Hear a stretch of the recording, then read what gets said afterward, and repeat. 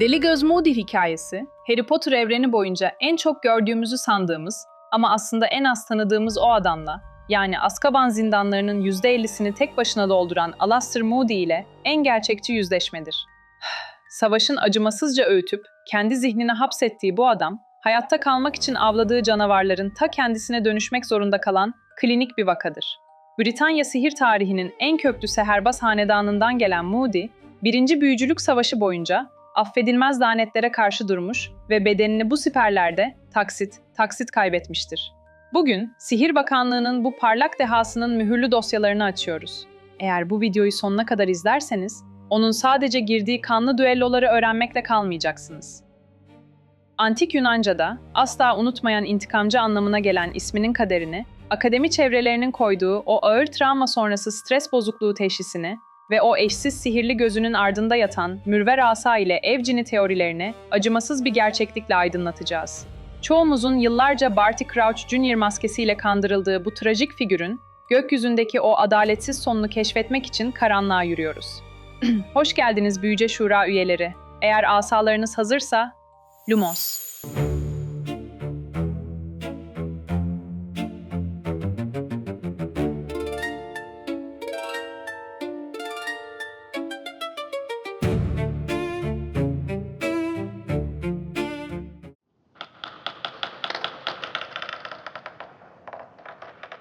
Karanlık sanatlara karşı amansız bir savaş verecekseniz, bazen zırhınızı giymeden önce kimliğinizi kuşanmanız gerekir.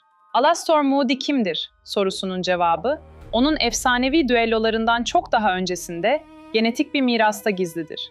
Britanya sihir dünyasının en köklü ve saygın kollarından biri olan Moody ailesi soy ağacı, nesiller boyunca Sihir Bakanlığı'na hizmet etmiş, adalet uğruna kan dökmüş ünlü seherbazlarla doludur. Anne ve babası da bu şanlı geleneğin kusursuz birer temsilcisiydi. Alastor için bu aileye doğmak, sıcak bir yuvanın şefkatinden ziyade doğuştan askere alınmak gibiydi. Omuzlarına yüklenen o devasa mesleki beklenti, daha beşikteyken kaderini mühürlemişti. Üstelik bu kader, bizzat ismine kazınmıştı. J.K. Rowling'in karakter yaratım sürecindeki kişisel notlarına indiğimizde, çarpıcı bir gerçekle karşılaşırız. Antik Yunanca kökenli Alastor kelimesi, asla unutmayan, amansız öfke ve intikamcı iblis anlamlarına gelir. Ailesinin ona bahşettiği bu isim, ileride yüzleşeceği travmaların ve düşmanlarına karşı besleyeceği o tavizsiz öfkenin adeta kehaneti gibiydi. Peki, bu safkan hanedanın varisi, Hogwarts seçmen şapka ritüelinde hangi renklere bürünmüştü? İşte sihir tarihçilerini çıldırtan ve karakterin tekinsizliğini kanıtlayan o büyük muamma tam olarak buradadır. Sihir Bakanlığı'nın en derin arşivlerinde bile Alastor Moody'nin hangi binadan mezun olduğuna dair tek bir parşömen, tek bir mürekkep lekesi bulamazsınız. Bir bürokratik ihmal mi? Kesinlikle hayır. Bu gizemin ardındaki perdeyi, Reddit'in tozlu arşivlerinde yeşeren ve en kabul gören hayran teorileri aralar. Hayran analizlerine göre, Moody bir seherbaz olarak güçlendiğinde, bizzat kendi yetkisini kullanarak Hogwarts binasını tüm resmi kayıtlardan sildirmiştir. Neden mi? Çünkü bir büyücünün binası, onun psikolojik profilini, korkularını ve ahlaki zaaflarını ele verir. Eğer düşmanlarınız sizin Gryffindor olduğunuzu bilirse, cesaretinizi bir tuzağa dönüştürebilir. Hufflepuff olduğunuzu bilirse, sadakatinizi size karşı bir silah olarak kullanabilir. Moody, o kanlı satranç tahtasında rakiplerine zihinsel bir harita vermeyi tamamen reddetmiş, kendi geçmişini bir sis perdesinin ardına gömmüştü. Ancak gizleyemediği tek şey, onun akademik ve pratik dehasıydı. Moody, sadece kaba kuvvetle düşman ezen bir sokak dövüşçüsü değildi. Hogwarts'tan mezun olurken, tılsımdan iksire, biçim değiştirmeden, karanlık sanatlara karşı savunmaya kadar en az 5 zorlu feci, yorucu büyücülük sınavları branşından beklentilerin üstünde derecesi aldı. Bu çok yönlü ustalık, onun büyü teorilerine ne kadar derinlemesine hakim olduğunun reddedilemez bir kanıtıydı. Bu sarsılmaz akademik temel, onu kaçınılmaz olarak o zorlu seherbazlık eğitimleri sürecine taşıdı. Gizlenme, kılık değiştirme, sessiz takip ve ileri düzey savunma taktiklerinde ustalaşarak akademiden mezun olan genç Alastor, artık bakanlığın elindeki en keskin kılıçtı.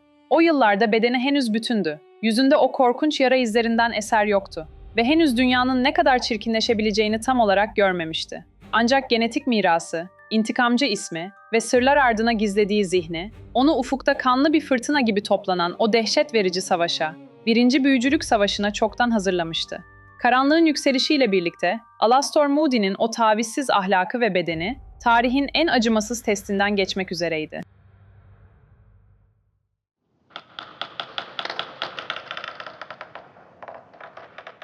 ...1970'lerin karanlık günlerinde, Lord Voldemort'un gölgesi Britanya'nın üzerine çöktüğünde, adalet kavramı artık mahkeme salonlarından çıkmış ve ölümcül lanetlerin havada uçuştuğu siperlere inmişti. Birinci Büyücülük Savaşı tüm şiddetiyle patlak verdiğinde, Sihir Bakanlığı köşeye sıkışmış, çaresiz bir hayvandan farksızdı. İşte tam bu umutsuzluk girdabında, Alastor Moody sadece bir kolluk kuvveti olmaktan çıkıp tek başına bir orduya dönüştü. İstatistikler, onun durdurulamaz yürüyüşünün en soğuk kanıtıdır. O yıllarda Kuzey Denizi'nin dondurucu sularındaki Azkaban hücrelerinin tam yarısını dolduran el, bizzat Moody'ye aitti. Ancak düşman merhamet dilenmiyor, aksine daha da vahşileşiyordu. Bakanlık, bu terörü durdurabilmek adına tarihindeki en tartışmalı ve kan donduran kararı aldı. Seherbazlara, ölüm yiyenler üzerinde affedilmez lanetler kullanma yetkisi verildi. Peki, eline yargısız infaz yapma ve işkence etme yetkisi verilen Alastor Moody, bu gücü nasıl kullandı?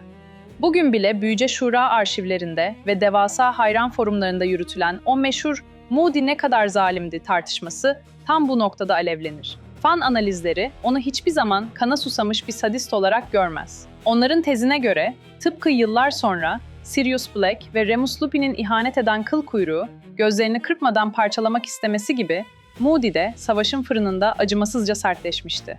J.K. Rowling'in kanon evreninde bu gri ahlak alanını en iyi özetleyen kişi bizzat Sirius Black olmuştur. Black, onun için şu tarihi sözleri sarf eder. O çetin cevizdi ama asla ölüm yiyenlerin seviyesine inmedi. Mümkünse her zaman canlı getirmeyi tercih etti. Moody'nin ahlaki pusulası, sistemin ona sunduğu o kanlı yetkiye rağmen gerekmedikçe öldürmeme etiği üzerine kuruluydu. Fakat karşısındaki karanlık her zaman canlı teslim alınabilecek kadar uysal değildi. Bu amansız dönemin en çarpıcı kırılma noktası, tarihe geçen o meşhur Evan Rozier düellosu oldu. Teslim olmayı reddeden ve bir köşeye sıkıştığında ölümüne savaşmayı seçen, fanatik ölüm yiyen Evan Rozier ile girdiği bu korkunç çatışma, Alastor'un inandığı etiğin kanla sınandığı yerdi. Karşısındaki karanlık büyücü, havaya sadece ölüm saçıyordu. Kendi hayatını ve masumları korumak için başka seçeneği kalmayan Moody, son çareye başvurdu ve Rozier'i öldürdü. Ancak Rozier yere yığılırken, attığı son lanetle Moody'nin burnunun büyük bir kısmını da yanında götürmüştü. Kısa bir süre sonra, Rozier'in akıbetini paylaşan bir diğer tehlikeli ölüm yiyen Wilkes de Moody'nin asasının ucunda can verdi. İzleyicilerin ve tarihçilerin sıkça sorduğu "Deli göz Moody nasıl sakat kaldı?" sorusunun cevabı, tek bir talihsiz kazada değil, bu 10 yıllık kesintisiz cehennemin bütününde gizlidir. O, savaşın acımasız matematiğine bedenini taksit taksit ödemiş bir gazidir. Rozier ile girdiği çatışmada yüzünde açılan o etten krater, ruhundan kopan ilk parçaydı. Devam eden operasyonların ve sayısız pusunun faturası ise çok daha ağırdı. Sol bacağını kaybederek o kalın ahşap proteze mahkum olması ve elbette ona deli göz lakabını verecek olan orijinal gözünü yuvasında bırakması, bu vahşi savaşın kaçınılmaz sonuçlarıydı.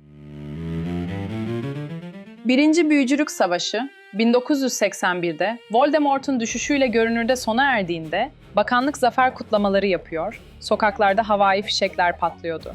Ancak Alastor Moody için savaş bitmemişti. Bedeninin bir kısmını savaş alanlarında bırakmış, ruhu ise avladığı canavarların yankılarıyla doğmuştu. O kopan uzuvlar sadece medikal birer kayıp değil, adaleti sağlamak için ödediği insanlık vergisiydi. Şimdi barışın o sahte sessizliğinde onu çok daha sinsi, karanlık ve zihnini kemirecek yepyeni bir düşman bekliyordu. Kendi travmaları.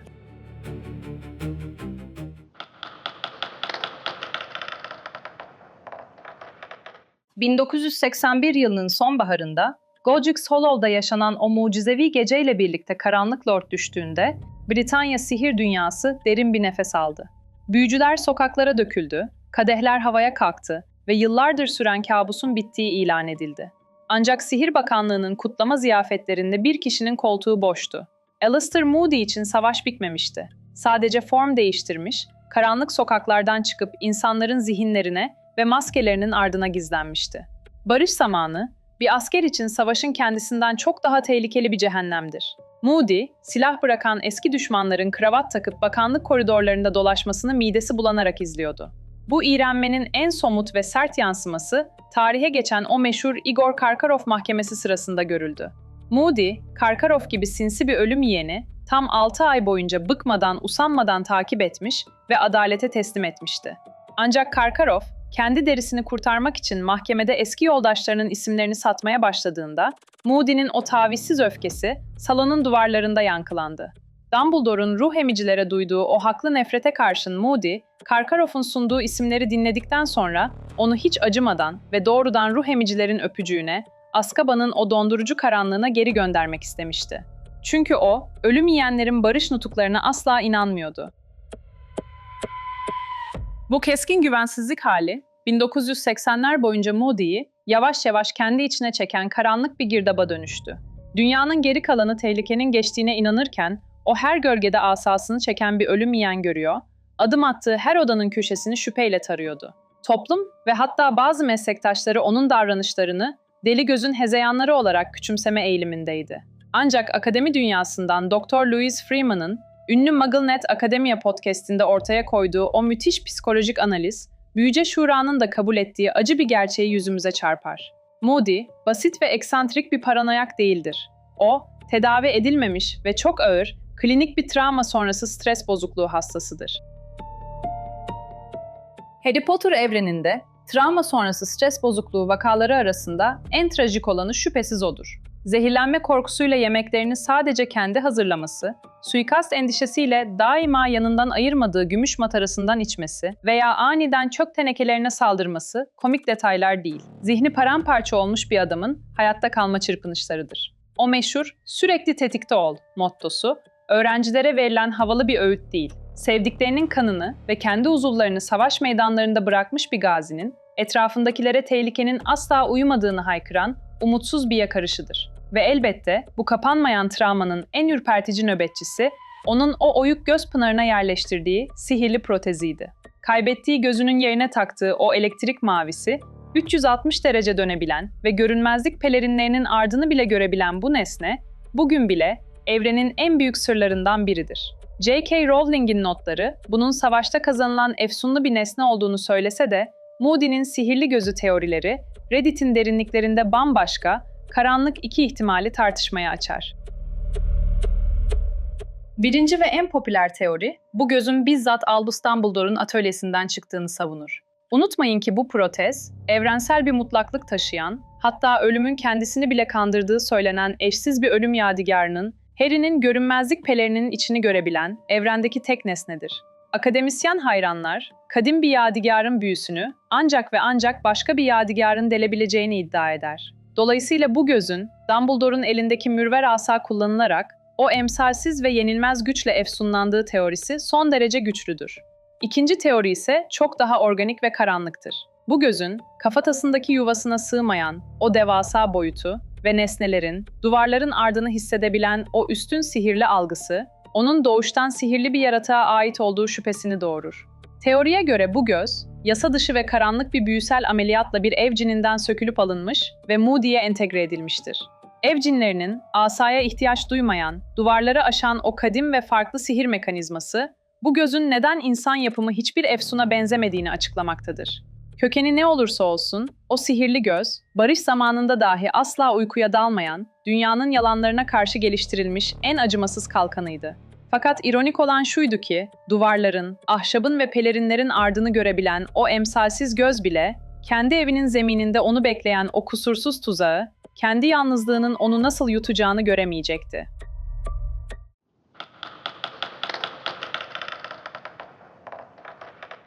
...1994 yılının yaz sonlarında Albus Dumbledore eski yoldaşını emeklilikten koparıp Ateş Kadehi, karanlık sanatlar hocası olarak Hogwarts'a davet ettiğinde karanlık çoktan harekete geçmişti. Alastor Moody'nin hayatta kalmak için dünyaya ördüğü o kalın duvarlar ve aşılmaz sandığı inziva, onu korumak yerine hayatının en kusursuz tuzağına dönüşmek üzereydi. Okul döneminin başlamasına saatler kala, Lord Voldemort'un emriyle Peter Pettigrew ve sadık hizmetkarı Barty Crouch, bu efsanevi seherbazın evine sızdı. Moody, zayıflamış ve yılların yorgunluğunu taşıyor olmasına rağmen onlara karşı muazzam bir direniş gösterdi. Çöp tenekelerinin patladığı, Muggle polislerinin sokağa döküldüğü ve büyülerin havada çarpıştığı o hengamede Moody sonunda alt edildi. Ancak olayın en dondurucu ironisi ertesi sabah yaşandı. Sihir Bakanlığı'ndan Arthur Weasley olaya müdahale ettiğinde durumu deli gözün yine çöp tenekelerine saldırdığı asılsız bir paranoya nöbeti olarak raporladı. Moody, geçmişte insanları kendinden o kadar çok uzaklaştırmış, o kadar çok sahte alarm vermişti ki, gerçekten yardıma ihtiyacı olduğu o tek gecede en güvendiği müttefikleri bile onun yardım çığlığını bir delilik olarak etiketleyip üzerini kapattı.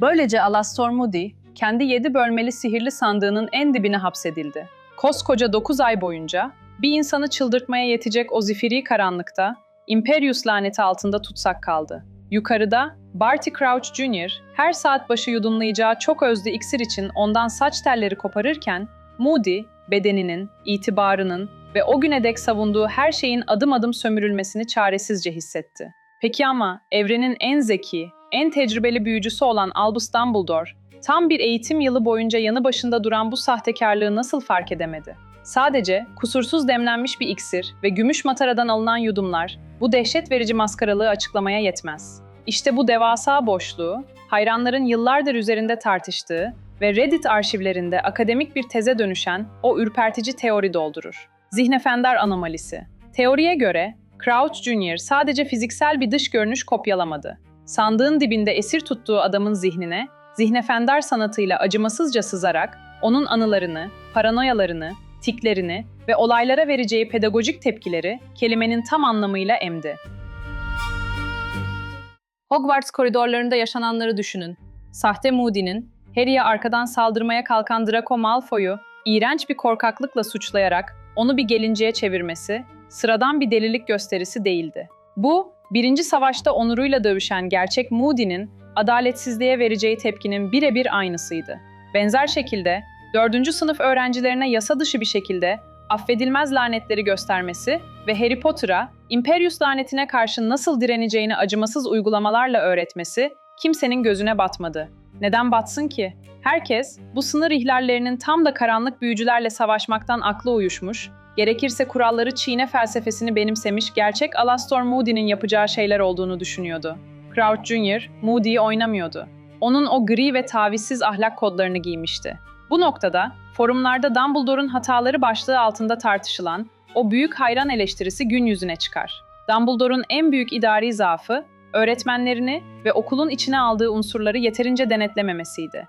Tıpkı Severus Snape'in öğrencilere uyguladığı psikolojik baskıya yıllarca göz yumması veya bir sonraki yıl Dolores Umbridge'in Hogwarts'ı bir diktatörlüğe çevirmesine engel olamaması gibi, Dumbledore'un kişilerin içindeki iyiye inanma ve onları kendi hallerine bırakma huyu, bu sahtekarlığın 9 ay boyunca sürmesine zemin hazırlamıştı. Dumbledore eski dostunu denetleme gereği duymadı. Çünkü maskenin ardındaki adam, ondan beklediği aynı huysuz, radikal ve karanlık davranışları eksiksiz sergiliyordu. Maske, ancak 3. görevin sonunda Harry Voldemort'un mezarlığından travma içinde döndüğünde düştü. Sahte Moody'nin çocuğu, kalabalığın içinden koparıp kendi ofisine götürmesi, Dumbledore'un gerçeği anladığı tek andı. Çünkü gerçek Alastor Moody, dehşet verici bir travma atlatmış bir çocuğu, üstelik tehlike bu kadar yakınken asla Dumbledore'un yanından ayırmazdı. Sandığın kapağı nihayet kırılıp, gerçek Moody bulunduğunda, karşımızdaki manzara sadece fiziksel bir enkaz değildi. 9 aylık o klostrofobik esaret, zaten yara bere içindeki zihnine vurulan en ağır prangaydı. Kimliği çalınan, dostları tarafından unutulan ve kendi evinde esir düşen Moody, artık gölgelere karşı verdiği o savaşta çok daha yalnız ve geri dönülemez bir şekilde öfkeliydi.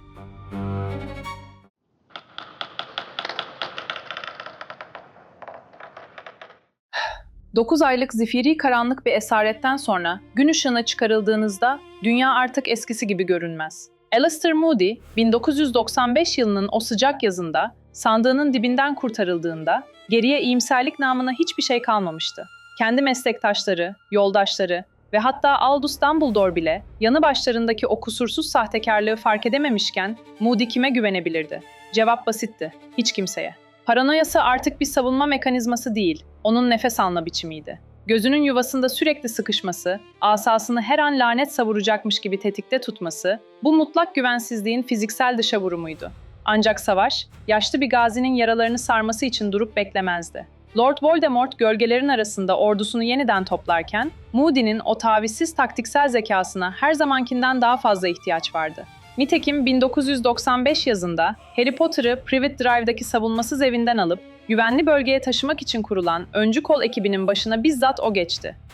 Bulutların arasında dondurucu rüzgara karşı uçarken rotayı sürekli saptırması ve ekibi sert bir askeri disiplinle yönetmesi, onun savaş meydanlarındaki o eski, yırtıcı komutan kimliğine geri döndüğünün kanıtıydı.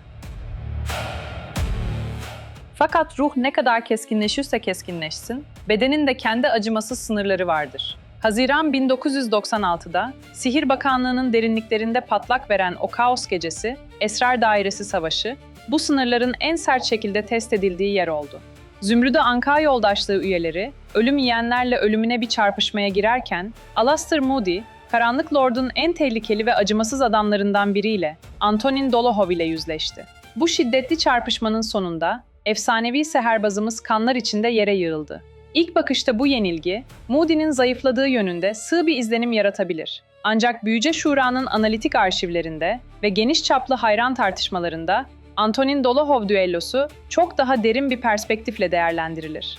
Fan analizlerine göre bu sonuç, Moody'nin büyücülük yeteneklerinin bir iflası değil, savaşın soğuk biyolojisidir. Karşımızdaki adam, 1970'lerdeki o en güçlü dönemini geride bırakmış, yıllarca affedilmez lanetlere maruz kalmış, bacağını kaybetmiş, yüzü parçalanmış ve en önemlisi, kendi sandığında 9 ay boyunca zehirli bir uyuşukluğa mahkum edilmiş bir gazidir. Fiziksel olarak çökmüş, formdan düşmüş, ahşap bacaklı bir ihtiyarın, gücünün zirvesindeki bir fanatikle göğüs göğüse çarpışması ve o asayı son saniyeye kadar bırakmaması, aslında zayıflığın değil, bitmek tükenmek bilmeyen o ruhsal direnişin en sarsıcı sembolüdür.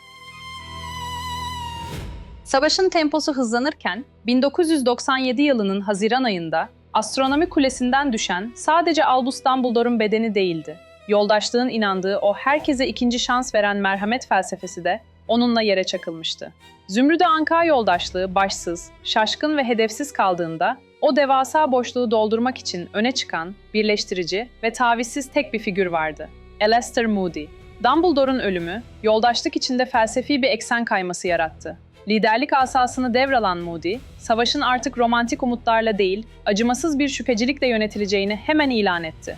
İlk büyük hamlesi, Zümrüdü Anka Yoldaşlığı karargahı olan Grimmauld Meydanı 12 numarayı radikal bir şekilde mühürlemek oldu.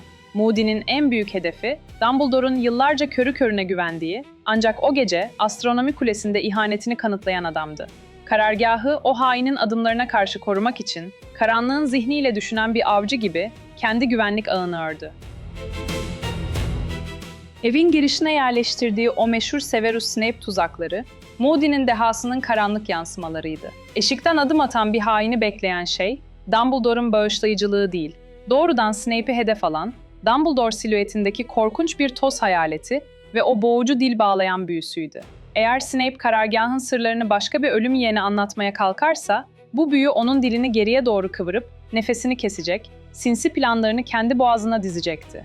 Alastor Moody'nin yara bere içindeki liderliği, yoldaşlık üyelerine artık güvenli bir liman kalmadığını, sadece direnişin siperleri olduğunu gösteriyordu. O, parçalanmış bedenine rağmen ayakta kalarak etrafındakilere tehlikenin tam karşılarında olduğunu haykırıyordu. Ancak Moody'nin kendi elleriyle ördüğü bu kusursuz güvenlik ağı bile, gökyüzünde kopacak o son ihanet fırtınasını, evrenin en acımasız ve rastgele ölümüyle yüzleşeceği o trajik uçuşu engelleyemeyecekti.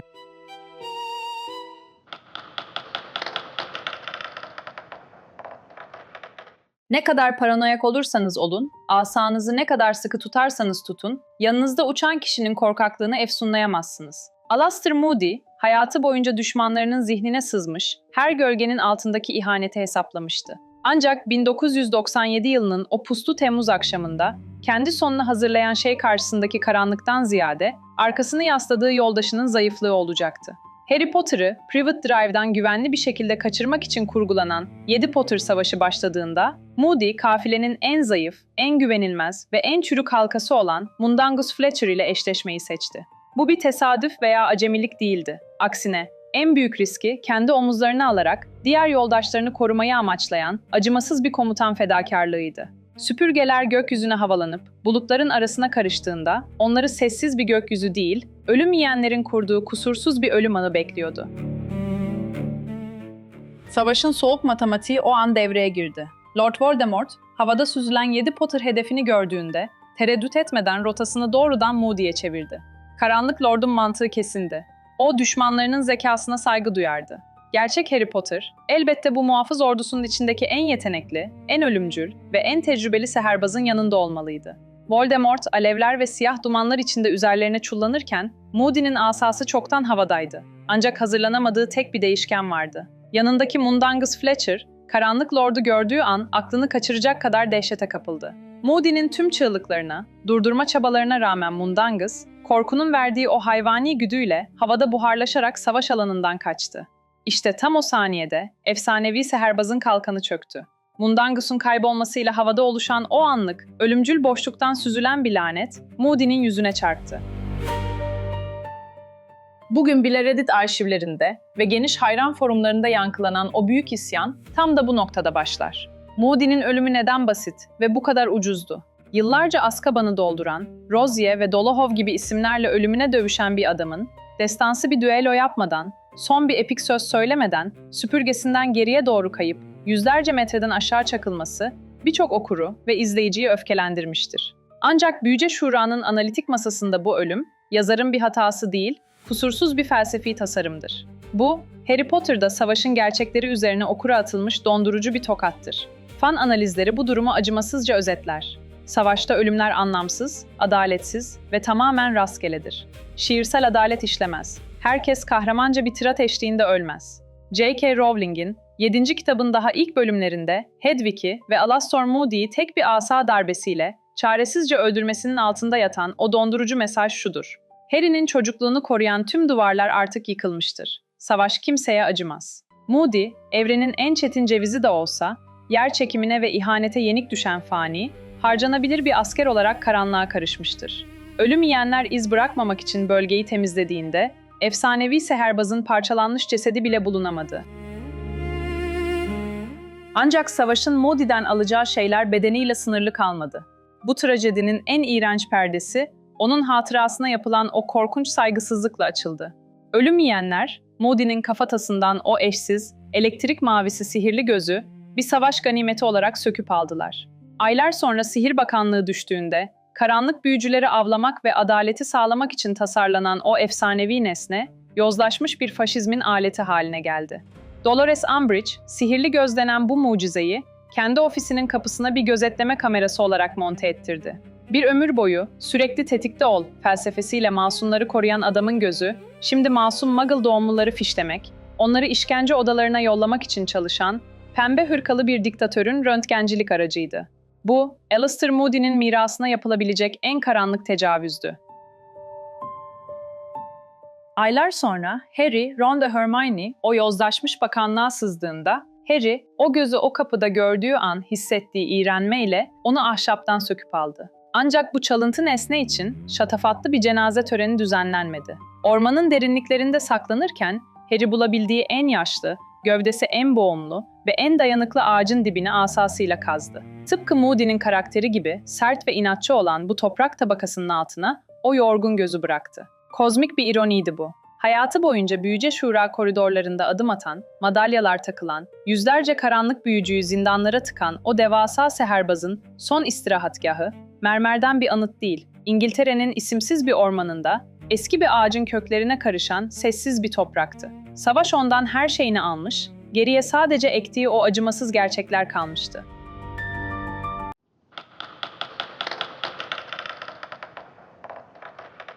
Tarih bize her zaman şunu öğretmiştir: bir gerçeklik insan zihni için katlanılamayacak kadar ağır, haksız veya anlamsız olduğunda, zihin hayatta kalabilmek için bir savunma mekanizması geliştirir ve kendi illüzyonlarını üretir.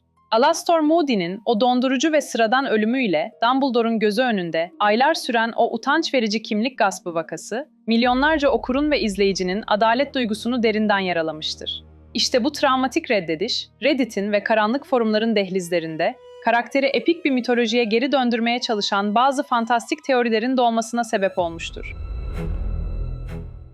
Büyüce Şura arşivlerinde kırık zihinlerin hezeyanları olarak da adlandırabileceğimiz bu teoriler aslında saçmadır. Ancak onlara neden inanmak istediğimizi incelemek, bize savaşın ve travmanın doğası hakkında inanılmaz şeyler söyler. Karşınızda o üç büyük, absürt ama büyüleyici illüzyon. İddia şöyle, gökyüzündeki o dehşet verici uçuş sırasında bedeni asla bulunamadı. Teoriye göre evrenin en büyük hayatta kalma ustası, yoldaşlığın içine sızıldığını saniyeler içinde fark etmiş ve Mandangus'un kaçtığı o boşluk anında asasız büyü kullanarak veya bakanlık kayıtlarında olmayan gizli bir animagus formuna bürünerek oradan sağ kurtulmuştur. Gözünü bilerek geride bir yem olarak bırakmış ve savaşın geri kalanını yer altından yönetmiştir.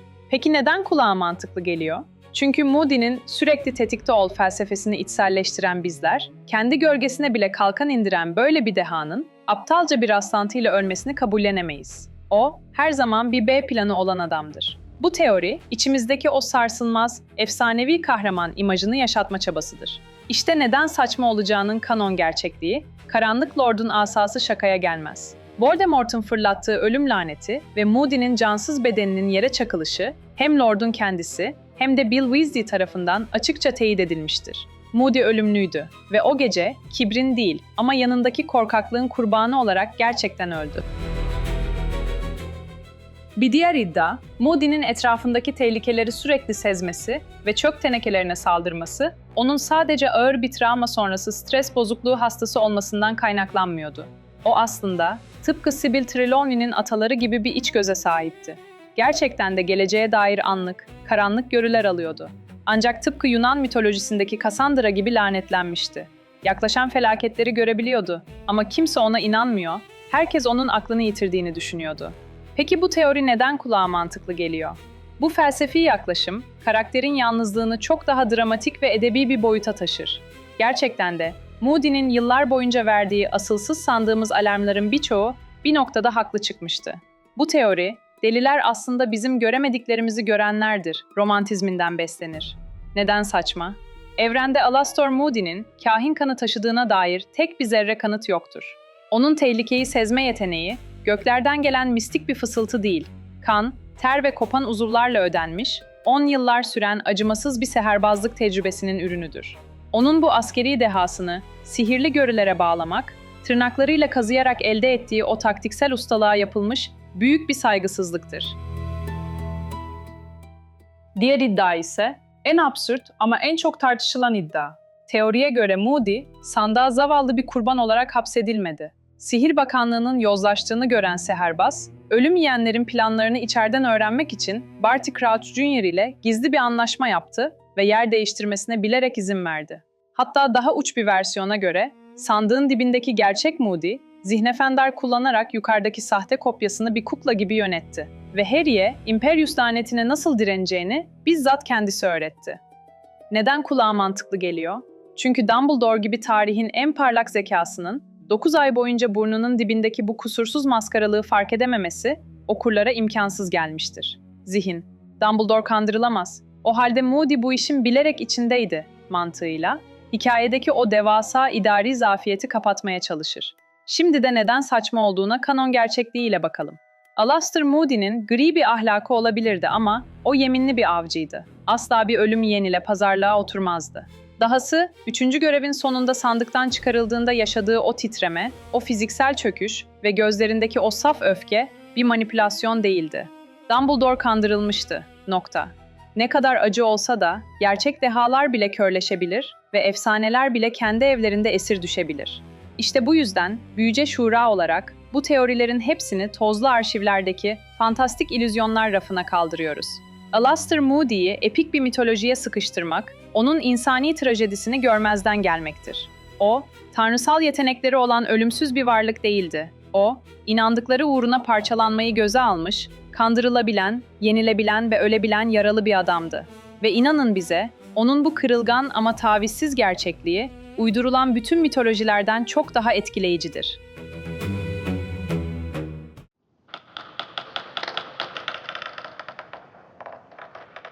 Videonun başında sizlere o can alıcı soruyu sormuştuk. Genç, zeki ve idealist bir seherbaz, nasıl oldu da kendi gölgesine bile asa çeken, etten, ahşaptan ve paranoyadan ibaret bir efsaneye dönüştü. Bu mühürlü dosyayı satır satır deşifre ederken gördük ki, Alastor Moody'yi bu hale getiren şey, sadece ölüm yiyenlerin savurduğu lanetler değildi. Onu dönüştüren şey, aydınlık dünyanın sıcak yataklarında huzur içinde uyuyabilmesi için, birinin o dondurucu ve ahlaki arafa nöbetçi olarak inme zorunluluğuydu. Sihir Bakanlığı, zafer sarhoşluğu yaşarken veya tehlikeyi inkar edip gözlerini sahte bir barışa kapatırken, Moody o tehlikenin ta kendisi gibi düşünmek zorundaydı.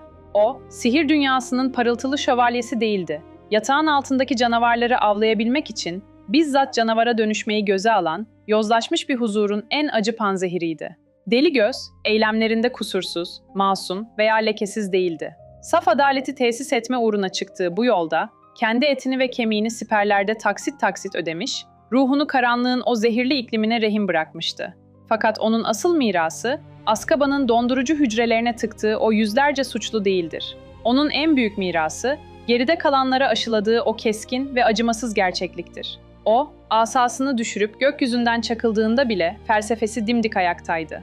Remus Lupin'in en yakın dostlarını kapıda asasıyla sorgulamasında, Harry Potter'ın ölüm yadigarlarının izini sürerken attığı her temkinli ve şüpheci adımda Alastor'un o görünmez mührü vardı. Harry, o sihirli gözü ormanın derinliklerindeki toprağa gömerken sadece yara bere içindeki bir gaziyi defnetmedi. Onun hayatı boyunca tuttuğu o ağır ve uykusuz nöbeti bizzat kendi omuzlarına devraldı. Savaşın soğuk çarkları arasında ezilen bu adamın hikayesi, bir orman kuytusunda, kimsesiz bir toprak parçasının altında tamamlandı. Ancak Britanya sihir dünyasının özgürlüğü, mermer heykellerin gölgesinde değil, o isimsiz ağacın köklerine karışan bu tavizsiz vizyonun üzerinde yükseldi. Değerli Büyüce Şura üyeleri, arşivlerimizin en trajik ve gerçekçi dosyalarından birinin sonuna geldik. Eğer bu tür derin, gizlenmiş ve kanon evreninin sertliğinde yoğrulmuş dosyaların mühürünü daha sık kırmamızı istiyorsanız, kanalımıza katılarak Şura'nın asil üyeleri arasına adınızı yazdırın. Parşömenlerimizi rafa kaldırmadan önce, asanızın ucuyla o beğeni tılsımını bırakmayı ve sıradaki incelememiz için karanlıkta bekleyen isimleri yorumlara fısıldamayı unutmayın.